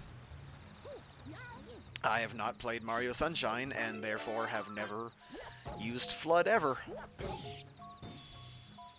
Of course, I've never played 64 either, which, well, no, that's a partial lie. I have played 64, just recently, in fact, but I only played the very beginning of the game, where I got through Bob-omb Battlefield, did a few stars, and then I touched Whomp's Fortress, but then immediately put the game down. But who knows, maybe after this, assuming that I'm still in a big Mario mood after finishing this game, I might be up for trying to play 64 or Sunshine. Or both, who knows. I know I might have a bit more preference towards playing Sunshine, just because, I mean, mechanically speaking, that game is just better. Because, like, granted, yeah, Mario 64 did improve on the mobility of Mario, which, granted, is being based off of the, what was it, the Donkey Kong 86 game? Or something like that. It was some Game Boy Donkey Kong game where it wasn't the arcade Donkey Kong, but rather a mobile game,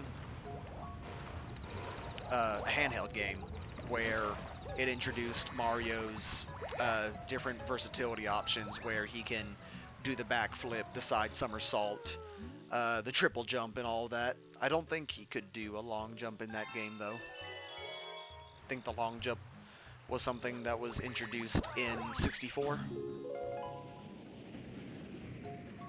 And then for some reason, Sunshine decided to not bring back the long jump. Instead, it's just a dive. Which, I mean, granted, depending on how technical you're being with your jumps, you do have a sort of dive maneuver. Or a long jump maneuver, I guess. Anyways, we got our first boss, well, second boss, unless you want to count the mid-boss kind of thing that we had for this area.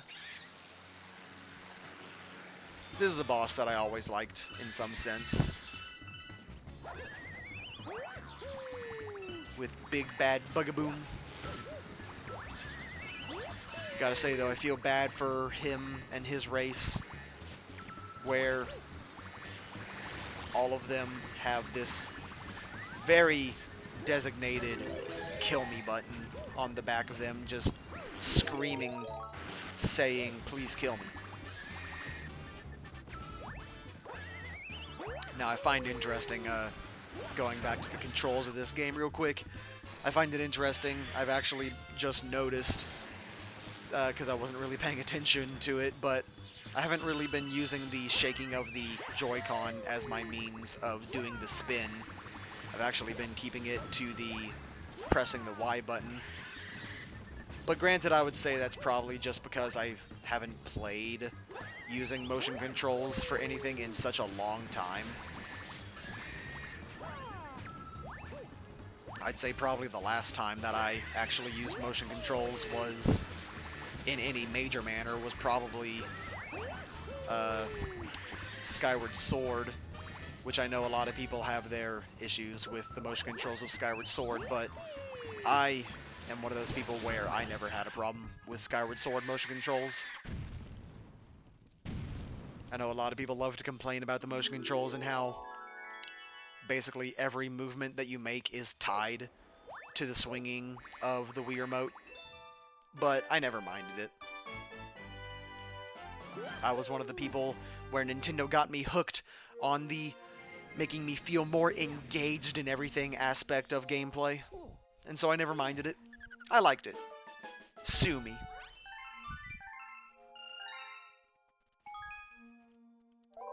But now that we're done with that, we can go ahead and head on over to the boss next. The big boss of this area, because let me see. Yep, we are done with the terrace and all of that. So we can go ahead and... Actually, hang on. Okay, yeah. You are.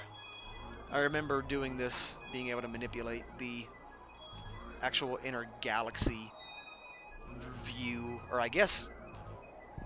I mean, so all of these are galaxies. Does that mean that this is a universe? Or is this just... Because if we look at the grand scheme of things when referring to the known universe, we have galaxies, we have solar systems, we have planets, and, like, these are all galaxies, these aren't planets. These are...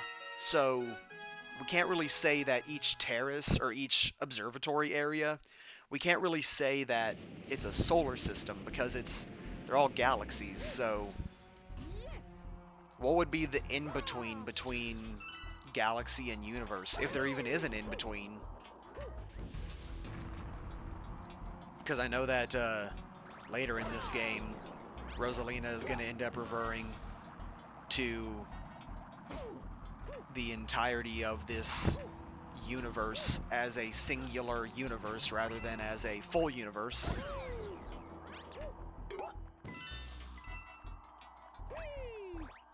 It's just something to take into consideration, I suppose. Now, these things, I never understood what they're supposed to be. Are they supposed to be Goombas? Or Gloombas? Like, there's the Goombas themselves, which you can tell what they look like. They're different from everything, obviously. But then these things, like, what are they supposed to be? Are they supposed to be the Galoombas? Which are the smaller Goombas? Like, I never really understood. They have the glowing eyes, which is kind of an interesting detail, but the only thing that makes these ones unique in any way compared to Goombas and Galoombas is that they have the helmet on, and I don't think you can run into them from the side. I think you have to jump on them after spinning into them. Interesting stuff, interesting stuff. Anyways, here is a boss that I think is really cool, just design-wise. And then, of course, we have Bowser Jr. here. Miyamoto's child. Rather than, you know, just going ahead and admitting that Bowser had sex with someone and produce that offspring. I mean, unless Miyamoto's trying to say something by saying that he's the mother. I mean, you never know. But now, here's a really cool boss, Mega Leg. Even though it's not really a boss in any sense, it's more just a level. It's got a really killer theme, though. I love the theme for this thing. And it's the only time you hear it, too, which is a damn shame.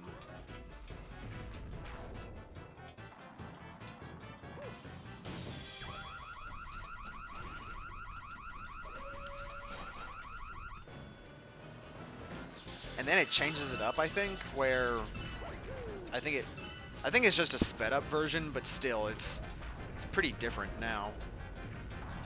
And it's just a shame that you don't get to hear it more often. Anyways, that's how you speed run this boss. You just lead the bullet bill over the fence. I think I remember as a kid I had the hardest time trying to do that just because I was struggling so much just to get over the fence. So I would always end up having to lure the bullet bills into the fence and then into the glass casing.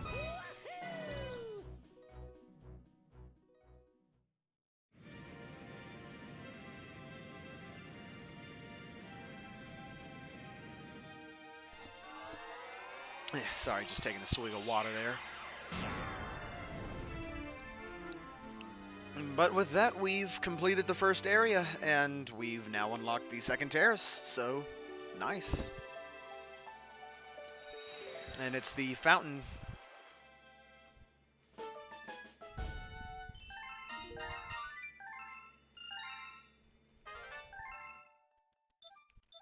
And since we've technically 100%ed the terrace for now anyways, we've already got 2 galaxies open. Nice.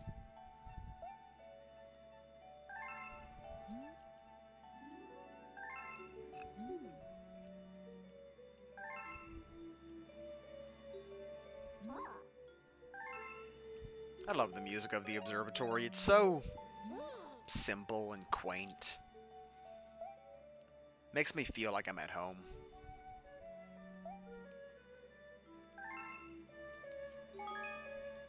Oh, okay, I just read what he was saying there. So he does have a purpose, it's just not available until, I guess, this point, where you talk to him, and he lets you see the map of where all the observatories are. Except I don't see what the point in that is, because you can literally just see them on here. Granted, they're extended out from where they are, but still, you can interpolate that this is the terrace, this is the fountain, and then so on and so forth. So, I don't get it. But hey, who cares, I guess? Because now we're on our way to the fountain, and I love this about Mario Galaxy, how each hub area itself has some sort of theme tied to it in some sense, both in the sense of what the Comet Observatory overall is meant to be, but also just in what each individual one is meant to represent. Where the first one is meant to be a terrace, like how at a house, depending on the kind of house you have, you might have a terrace that overlooks something. And then you got a fountain here, which, before I do this, like, can I just say, God, this is beautiful looking, the fountain area.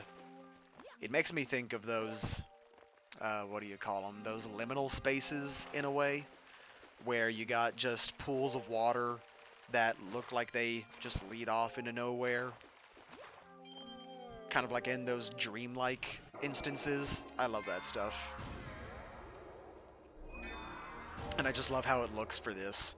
Anyways, we got 2 galaxies here available to us, and, well, I may as well start with the gimmicky one, get it out of the way, because, whew, this is the other gimmick that, thinking about it with the gyro controls, is going to be a very interesting thing to find out how it's going to play out. Especially for a later challenge in the game. It's going to be something that's going to be a lot more concerning to see how it goes.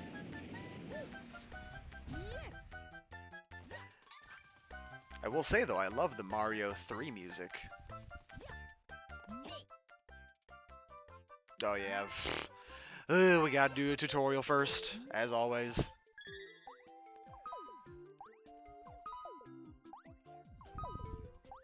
I'm pointing it up. I guess I had to recenter. Oh god, this is gonna be terrible. I can already tell that compared to the manta ray surfing, this is gonna be awful. Because the thing about the gyro control is that it can end up resetting, or not resetting, but it can end up just messing up. So you have to reset the center of balance for it, and oh god, this is gonna be painful. This is gonna be painful later on. For a segment like this, though, I can just hold forward and it'll just go crazy. You know what? I'm gonna take a risk. Except for right here. I'm gonna take a risk and see how long I can do certain areas just pointing the controller at the screen. Like right here. Let's see how long I can get away with it before I inevitably die.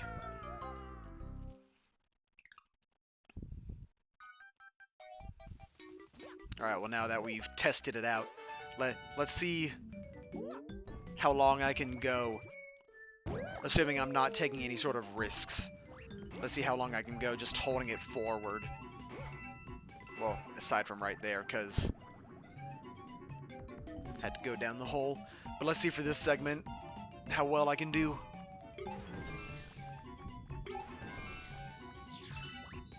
It does help that there's a whole bunch of Goombas around that'll keep my pace from going off. That's what I get for trying to get that 1-up mushroom. Alright, let's just try going forward this time and see how well I do. You know, assuming I can properly get in the hole this time.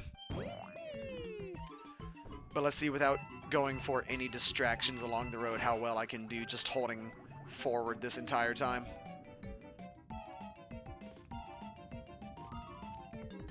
I do like how for these rolling ball segments, how the music will speed up and slow down depending on how fast you're going. And I think this is another one of those fun facts that a lot of people like to bring up in regards to this, where I think the music manipulator that they use for this bit, I'm actually going to slow down here because I want to try and get these star bits. But I think the system that they use for the manipulation of the music for this bit is the same one that they use for the 3DS for, was it the mic function, that one app that they have on the 3DS that lets you record audio and then manipulate the sound, the pitch, and all of that. I think it's the same thing anyways, I'm not sure.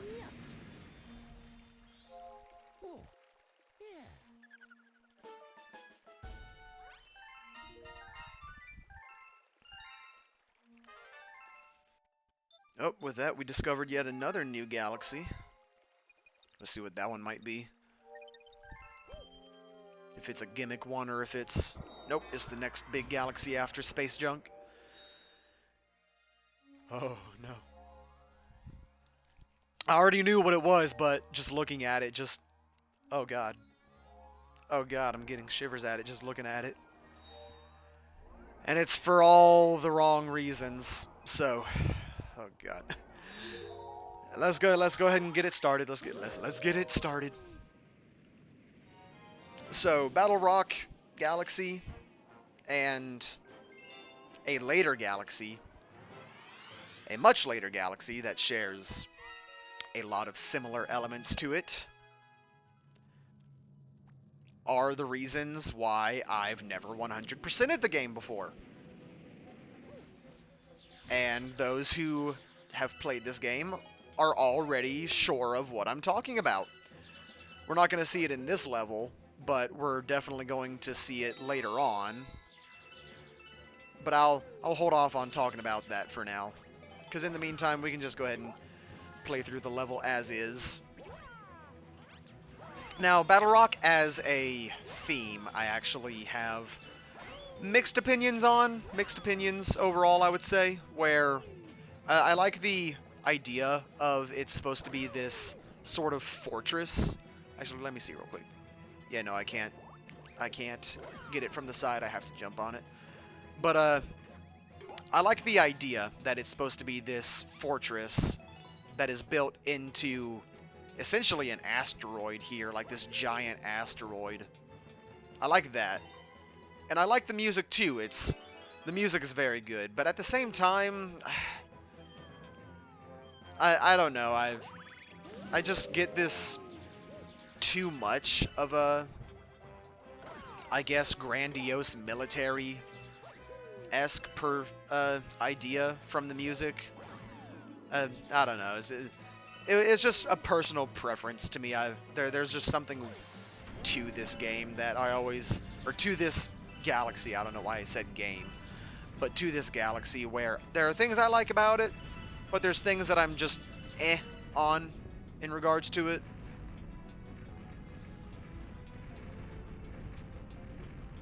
Now, granted, there also might be the reason that I'm holding off on that's keeping me from enjoying it as much as I could, but I would like to think that petty thoughts are not the reason why I don't like this galaxy. Because granted, the issues that I have with this galaxy, with my personal feelings on it, are also the same kind of thing that I have with the later galaxy as well. But that galaxy also shares the same issue that made me end up not 100%ing. Though I was able to get the star for that particular mission versus this one. Oh god, I'm about to die. I need coins. Can I please get a coin? Oh god. Give me coins, please. I wasn't trying to run into that. And I'm all the way back here. Alright, fine.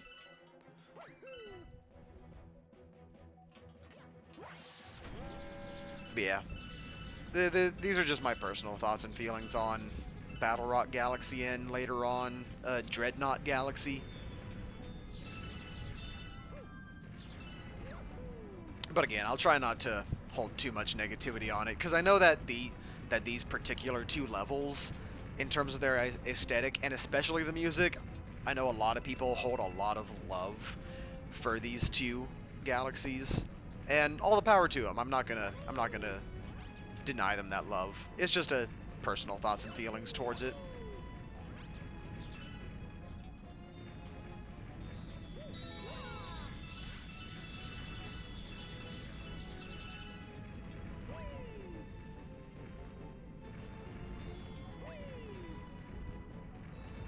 One of the things I like doing from time to time in Mario Galaxy, just in general, with platforms like this, is see how much I can try and forcefully manipulate the gravity. Because I think it might be possible, just maybe, to long jump off this platform in such a way that you end up actually dislodging yourself from the gravity that's supposed to be bringing you towards the disc itself. I'm not entirely sure on it, but I think that if you are able to do that, then that is one way that you can actually cause one of the deaths, because there are definitely times in this game where gravity just ends up being a little too weird, a bit too wonky, and it ends up causing you to just stay in one area of space, constantly flip-flopping between different states of gravity between one planet and another.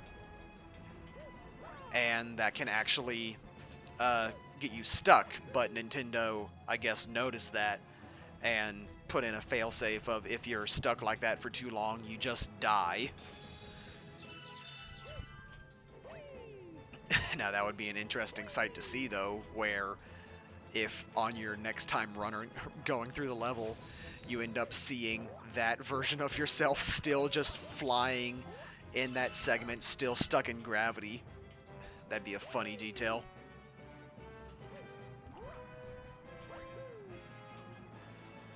Alright, let's see if I can lure a bullet bill underneath, because I want to see about getting that one up.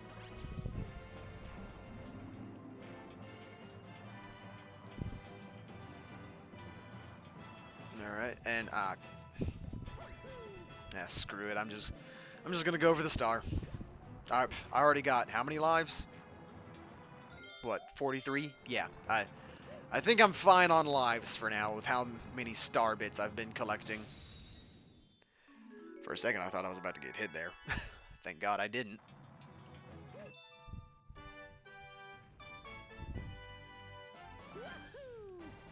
But yeah.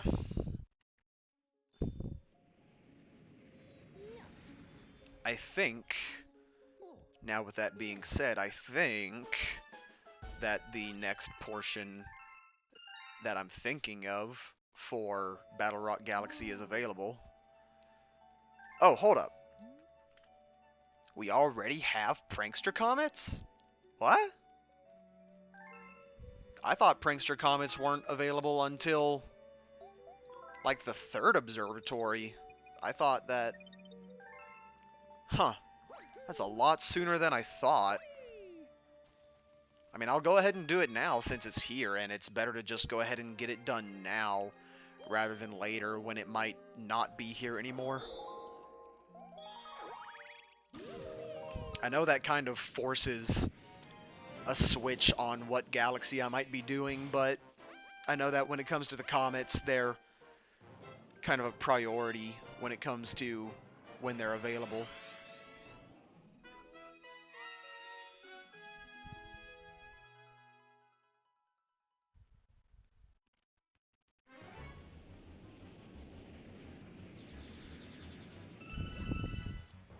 And with this one, it's just a basic speed run, so you just want to try and get to the end as fast as possible.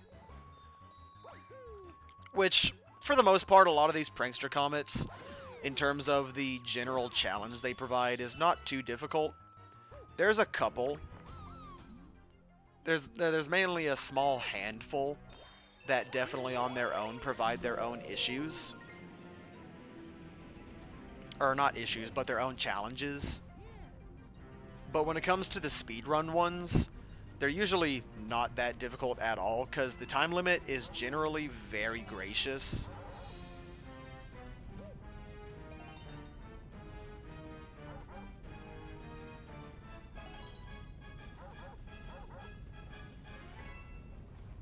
Although there are going to be elements to these comets that will change up the level scheme, because in this case we see that the boulders turn into chain chomps. Not like that changes up the challenge in any way, in my opinion. I mean, not even really an opinion in that scenario. It's more just a statement where, because the challenge that comes from the boulders themselves is more, are you trying to get the star bits out of them? The chain chomps you're just avoiding because you know you can't destroy them. So you just go, why bother? And I almost died there.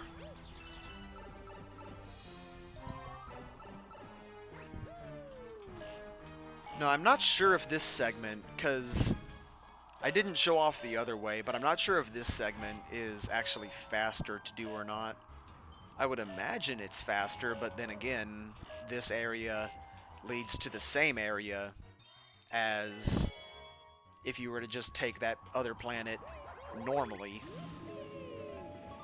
Because there's that planet there, and I think that you just go to the top of that turret or something, and you just get a sling star up to this planet. So who knows, it might be faster, it might be not. Either way though, again, very easy level. Because once we hit this star, Right here, we are already on our way over to the boss.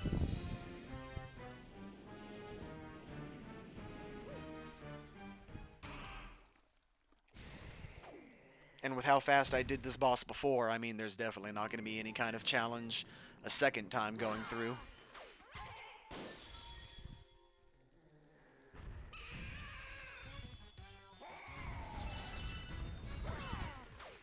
I do like the PD Piranha theme, though. Or, not PD Piranha, the Dino Piranha theme. It's just a shame that just like the Mega Leg theme, you don't hear it for too long. Because just like that, the boss is already done in, what, 10 seconds from when it hatched? Not hard at all.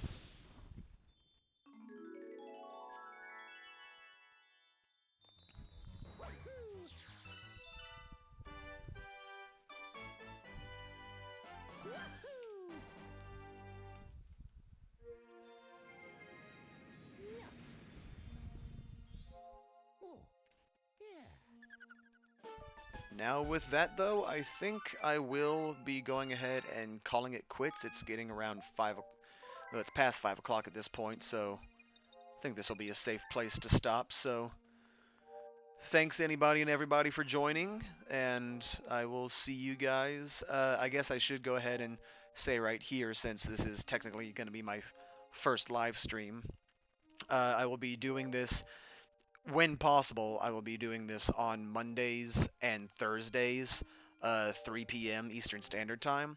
So if you ever are wanting to see me play Mario Galaxy, those are going to be the times that I'm available. So thank you guys for joining, and I will see you guys later.